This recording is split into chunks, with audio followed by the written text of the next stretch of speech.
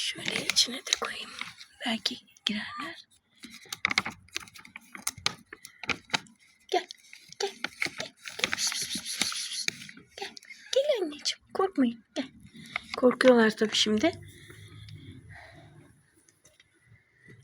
Hadi. Ya anneciğim. İyi benim kurban olurum. Yağmurda ıslanmış mamaları yiyor çocuklarım ya. Ah benim canım ıslanmış. Ama yiyorlar. Ne yapsınlar?